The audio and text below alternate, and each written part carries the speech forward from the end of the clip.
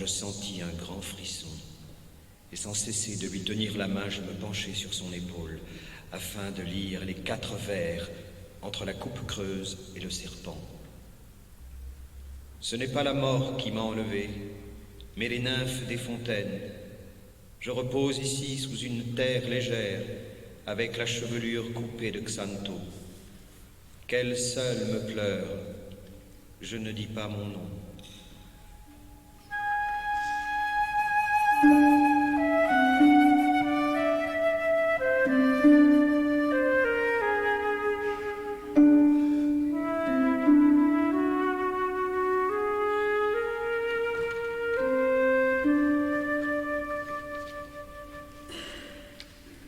Longtemps nous sommes restés debout et nous n'avons pas versé la libation.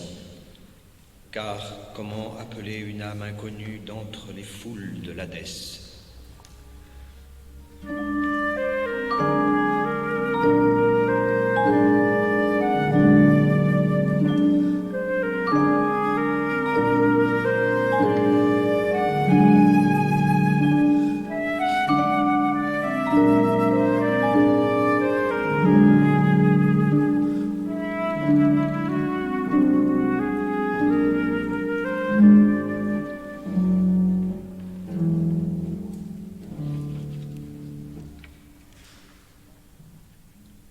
Je suis allé avec Plangon chez les courtisanes égyptiennes, tout en haut de la vieille ville. Elles ont des amphores de terre, des plateaux de cuivre et des nattes jaunes où elles s'accroupissent sans effort. Leurs chambres sont silencieuses, sans angles et sans encoignure, tant les couches successives de chaux bleus ont émoussé les chapiteaux et arrondi le pied des murs. Elles se tiennent immobiles, les mains posées sur les genoux. Quand elles offrent la bouillie, elles murmurent « bonheur ». Et quand on les remercie, elles disent « grâce à toi ». Elles comprennent le hellène et feignent de le parler mal pour se rire de nous dans leur langue. Mais nous, dent pour dent, nous parlons lydien et elles s'inquiètent tout à coup.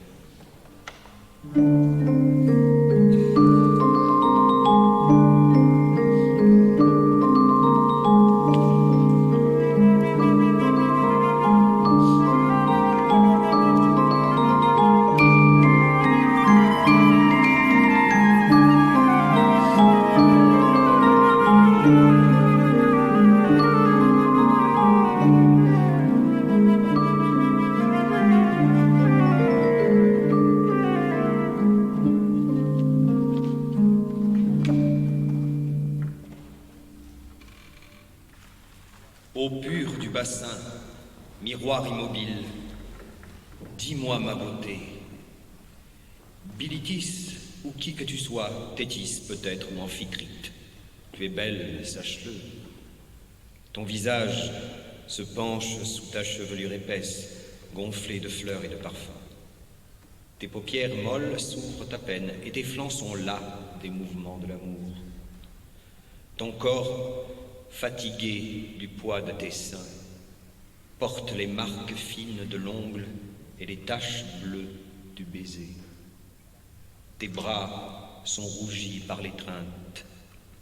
Chaque ligne de ta peau fut aimée. Au clair du bassin, ta fraîcheur repose. Reçois-moi qui suis lasse, en effet. Emporte le phare de mes joues et la sueur de mon ventre et le souvenir de la nuit.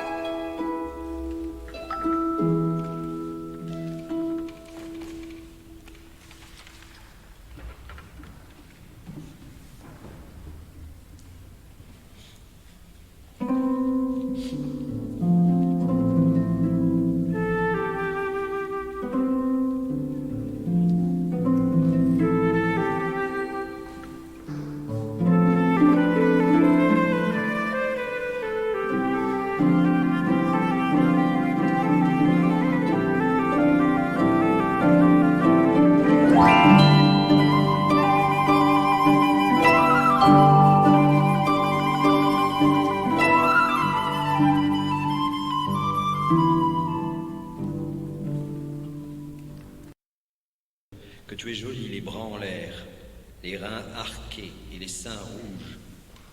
Tu commences, tes pieds l'un devant l'autre se posent, hésitent et glissent mollement. Ton corps se plie comme une écharpe, tu caresses ta peau qui frissonne et la volupté inonde tes longs yeux évanouis. Tout à coup, tu claques des crotales.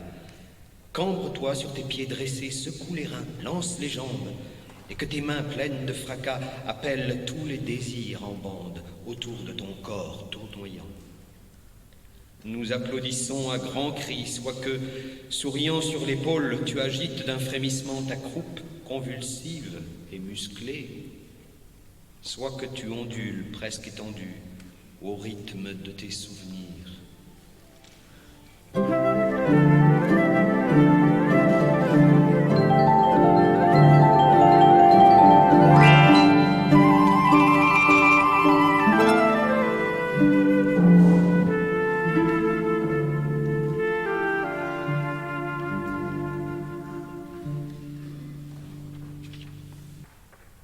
Elles dansaient l'une devant l'autre, d'un mouvement rapide et fuyant. Elles semblaient toujours vouloir s'enlacer, et pourtant ne se touchaient point, si ce n'est du bout des lèvres. Quand elles tournaient le dos en dansant, elles se regardaient, la tête sur l'épaule, et la sueur brillait sous leurs bras levés. Et leur chevelure fine passait devant leurs seins. La langueur de leurs yeux, le feu de leurs joues, la gravité de leur visage étaient 3 chansons ardentes. Elles se frôlaient furtivement, elles pliaient leur corps sur les hanches, et tout à coup elles sont tombées pour achever à terre la danse molle.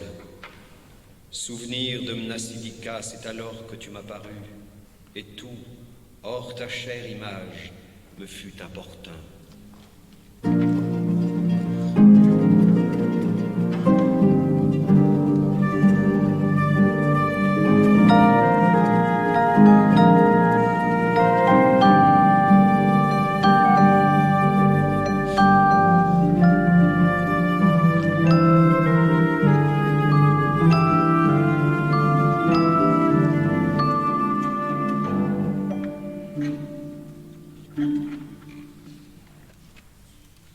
La nuit s'efface, les étoiles s'éloignent. Voici que les dernières courtisanes sont rentrées avec les amants. Et moi, dans la pluie du matin, j'écris ces vers sur le sable. Les feuilles sont chargées d'eau brillante. Des ruisseaux à travers les sentiers entraînent la terre et les feuilles mortes. La pluie, goutte à goutte, fait des trous dans ma chanson.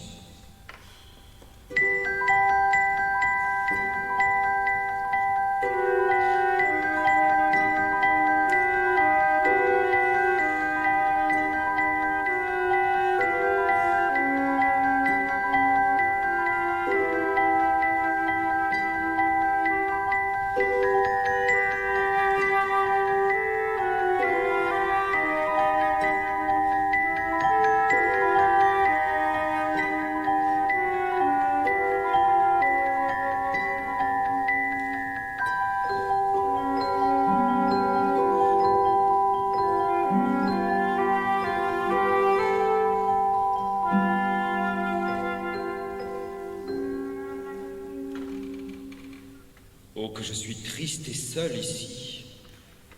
Les plus jeunes ne me regardent pas. Les plus âgés m'ont oublié, c'est bien. Ils apprendront mes vers et les enfants de leurs enfants. Voilà ce que ni Myrtalais, ni Thaïs, ni Glykéra ne se diront. Le jour où leurs belles joues seront creuses. Ceux qui aimeront après moi chanteront mes strophes ensemble.